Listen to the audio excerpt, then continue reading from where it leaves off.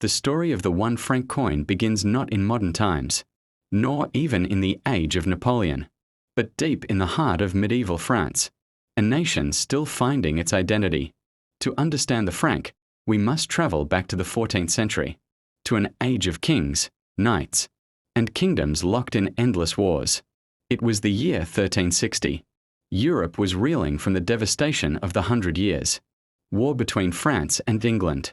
France's king, John I, also known as John the Good, had been captured by the English at the Battle of Poitiers. His ransom, enormous and crippling, was demanded in exchange for his release. To pay this ransom, France needed a new coinage, a reliable unit of value that could be trusted across the realm. Thus, the franc was born. The very first franc was a gold coin, issued on December 5, 1360, known as the franc. A chevalier franc on horseback, it depicted King John II on horseback, armoured and regal, carrying a sword. On the reverse, a cross with fleur-de-lis decorated its surface. The word franc itself came from the Latin francus, meaning free. Some historians argue that this name reflected the king's newfound freedom from English captivity, since the coin was created to pay his ransom. Others suggest it symbolized the idea of sovereignty and independence, a proud declaration of a France that refused to bow to foreign domination. Whatever its meaning, the franc was destined to become more than just a coin. It was to become a national symbol, a unifier for the French people in times of war and peace. At this time, France's currency system was a confusing patchwork of regional coins, weights, and measures.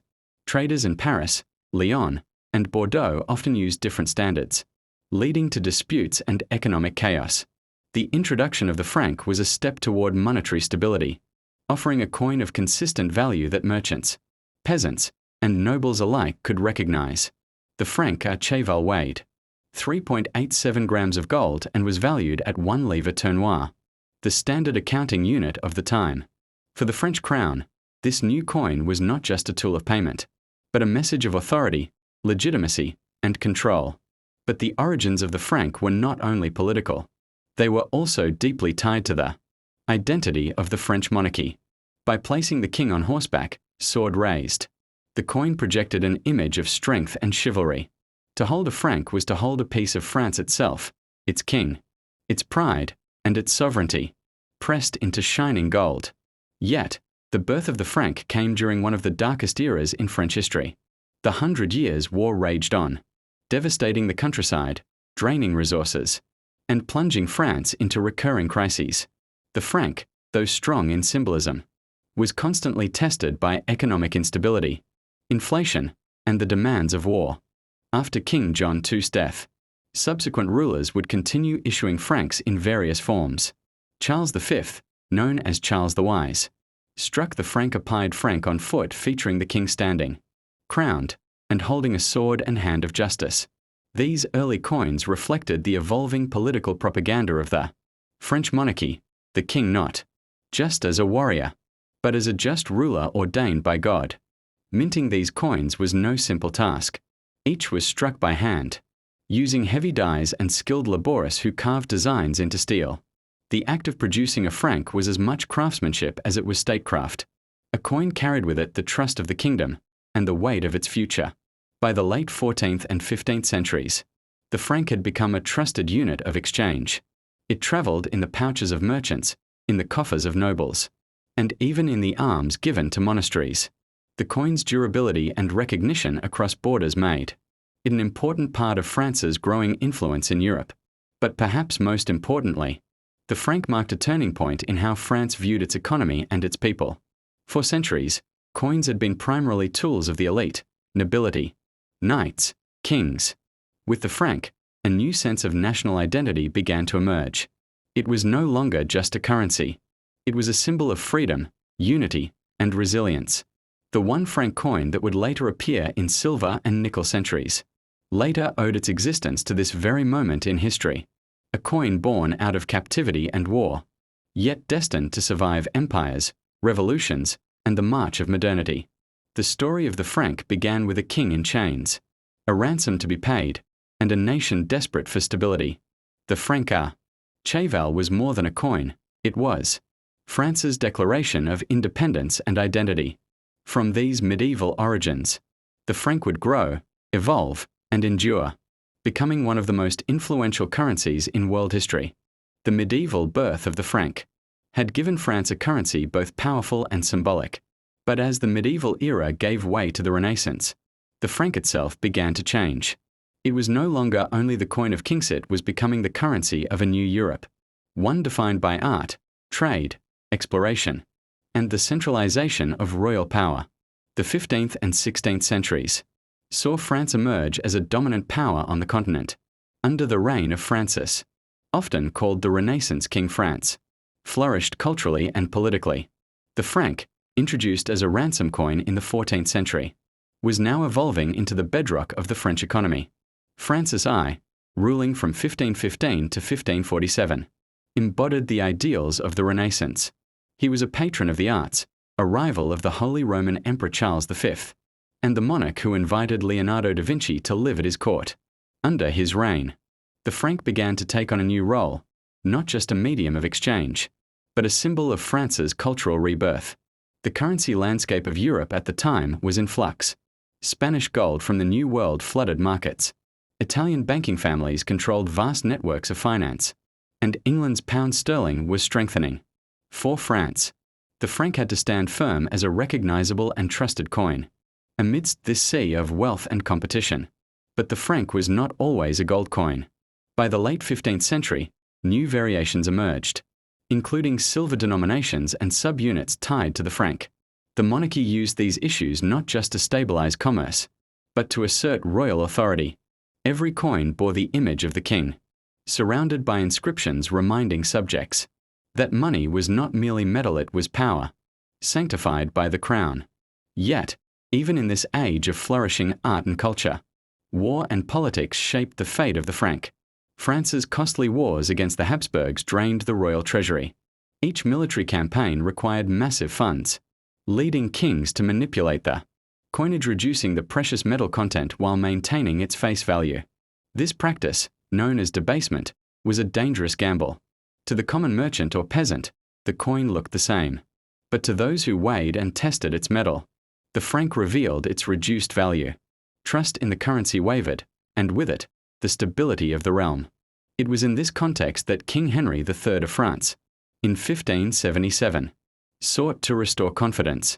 He issued the Ordonnance de Blois, declaring the franc as the principal unit of account across the kingdom.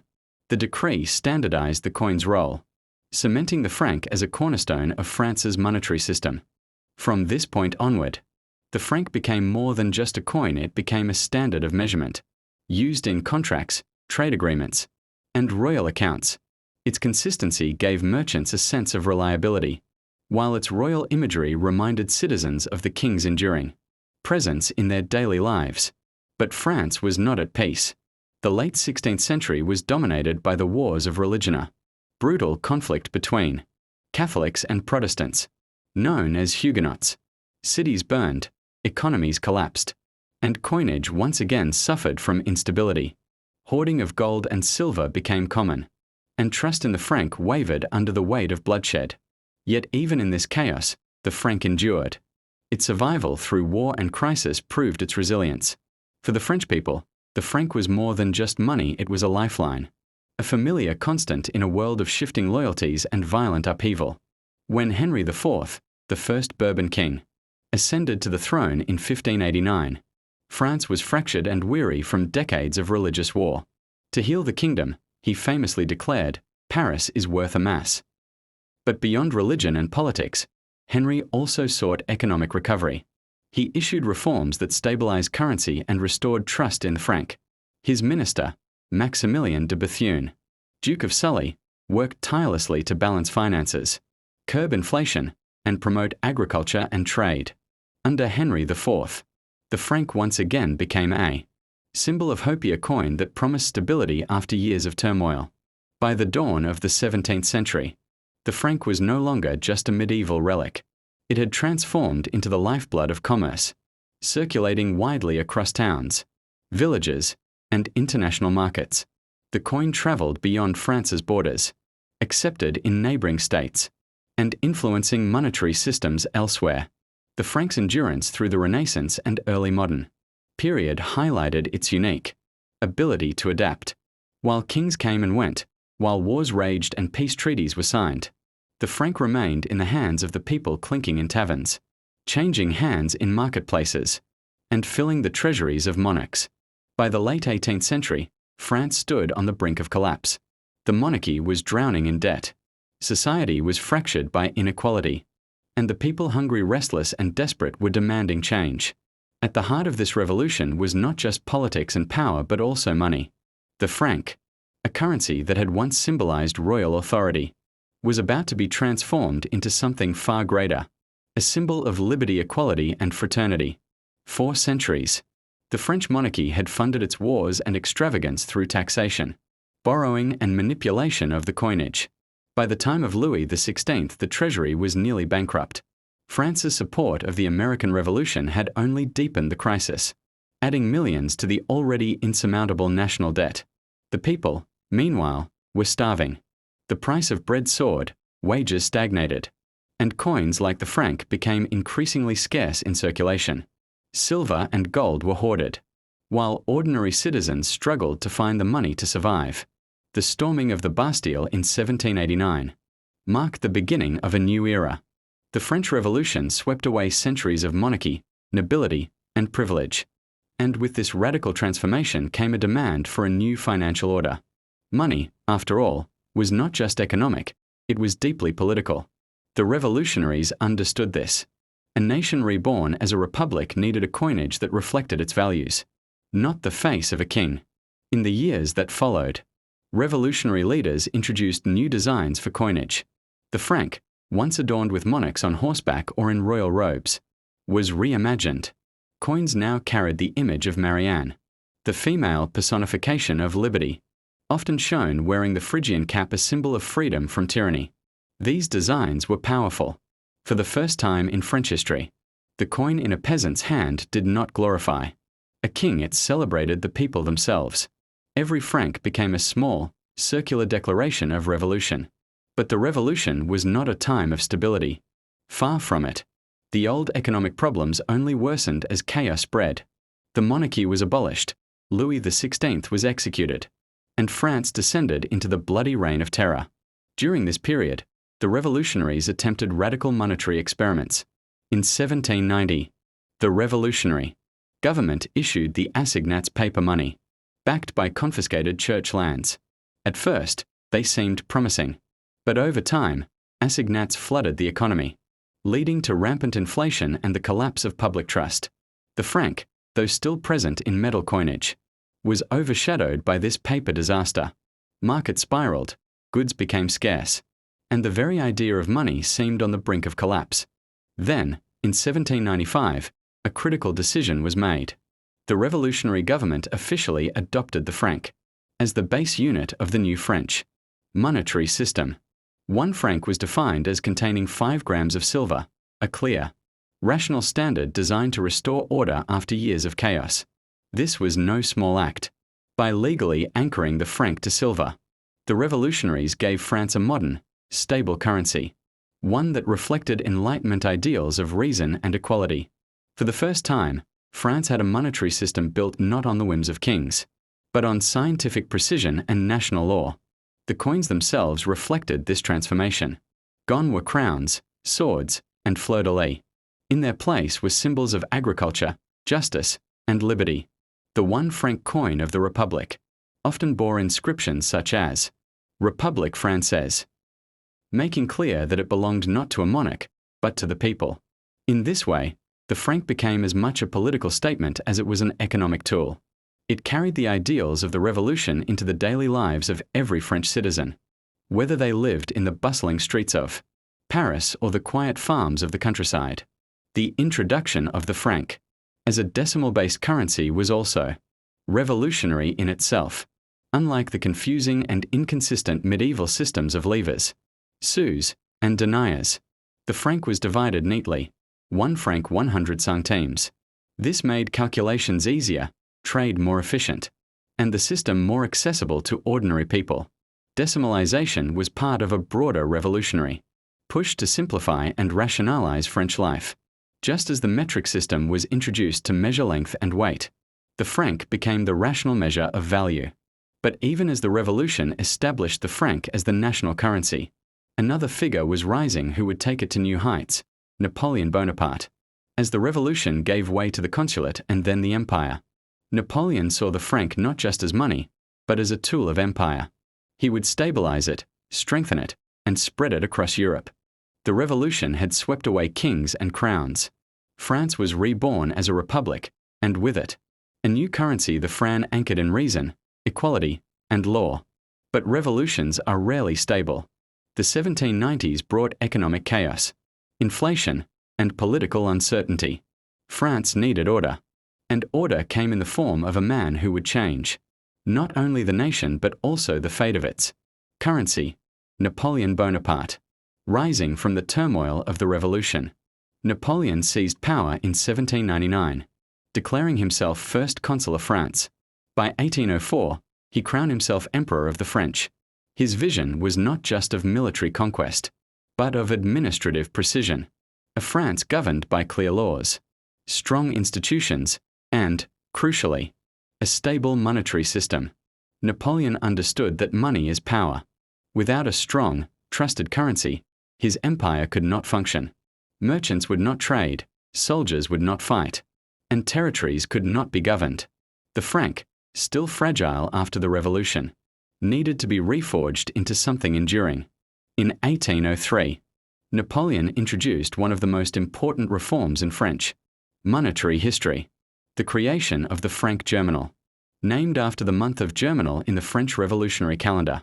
This reform anchored the franc firmly to precious metals. 1 franc was defined as 5 grams of silver at 90% purity, with gold coins valued at a fixed ratio against silver.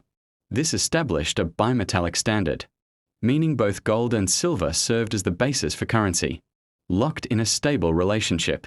The franc germinal was a masterpiece of monetary design.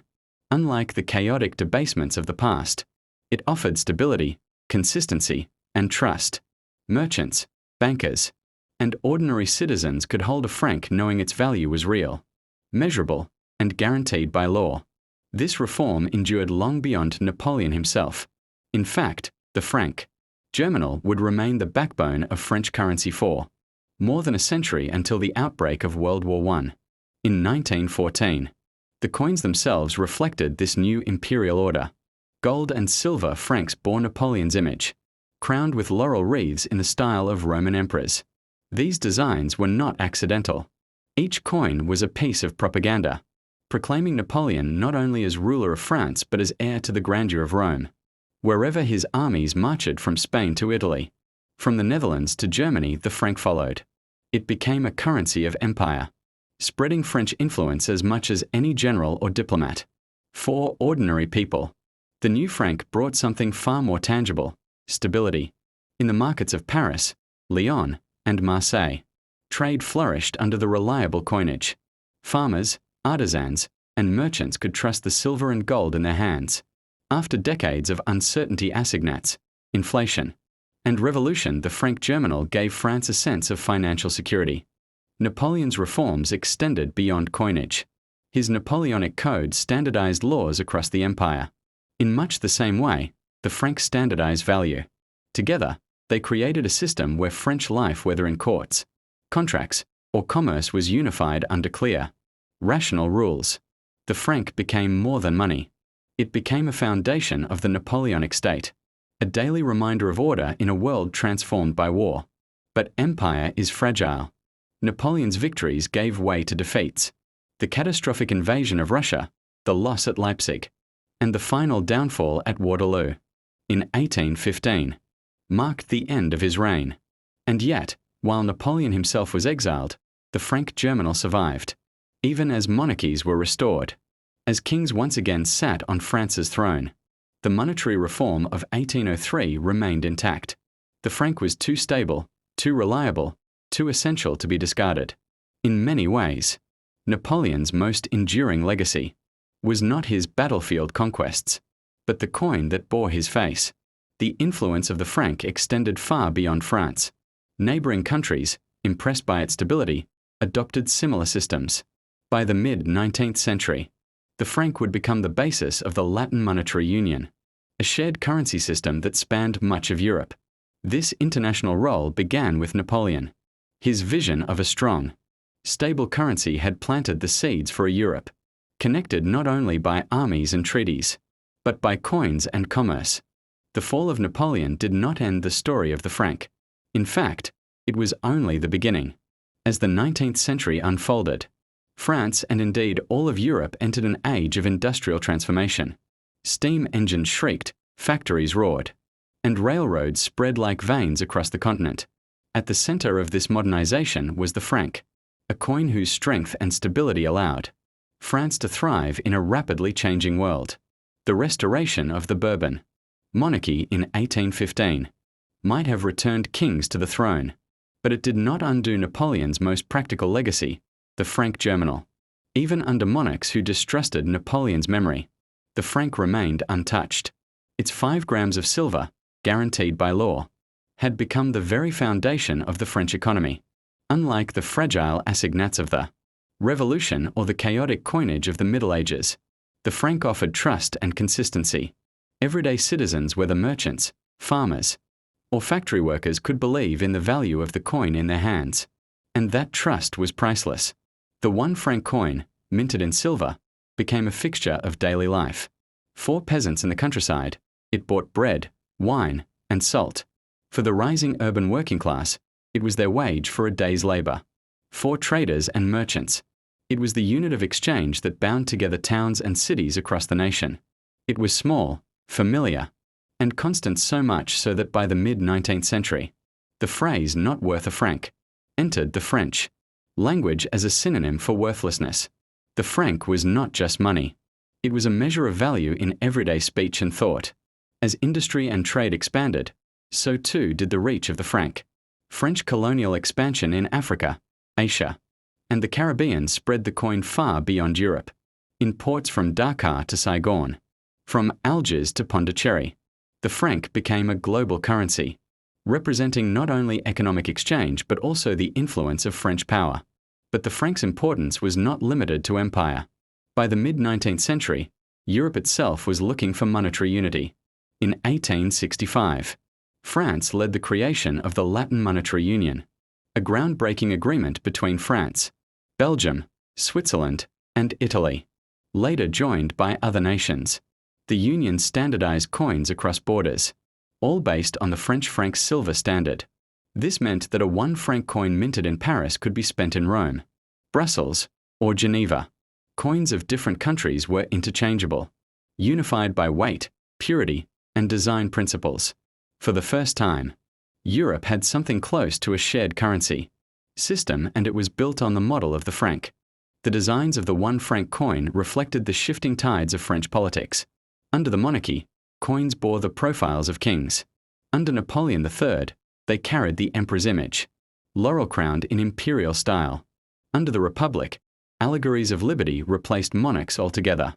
Through each regime, the franc remained constant in weight and value, even as the faces and symbols changed. It was as if the coin itself transcended politics, standing above kings and revolutions as a timeless measure of worth. By the second half of the 19th century, France was modernizing at breathtaking speed. Baron Haussmann redesigned Paris into the city of wide boulevards we know today. Factories boomed, department stores flourished, and railroads connected cities in hours rather than days. And the 1 franc coin was there for it all, passing through the hands of shopkeepers, train conductors, and ordinary citizens. Its circulation mirrored the rhythm of France's growth. But history is never smooth. In 1870, France suffered a humiliating defeat in the Franco-Prussian War, leading to the fall of Napoleon III and the rise of the Third Republic. The franc, however, remained unshaken. While governments fell, the silver and gold in the coin held its value. Citizens clung to it as a symbol of continuity in a nation, torn by war and political upheaval. This resilience only deepened the franc's reputation as one of the most stable currencies in Europe. The franc's reliability also made it a cornerstone of international finance. Bankers across Europe trusted it, and its role in the Latin monetary union gave it credibility across borders. By the late 19th century, The world was moving toward the gold standard, and the franc adapted accordingly, balancing its historic silver base with gold valuations. Once again, the coin showed its ability to survive in a changing financial world.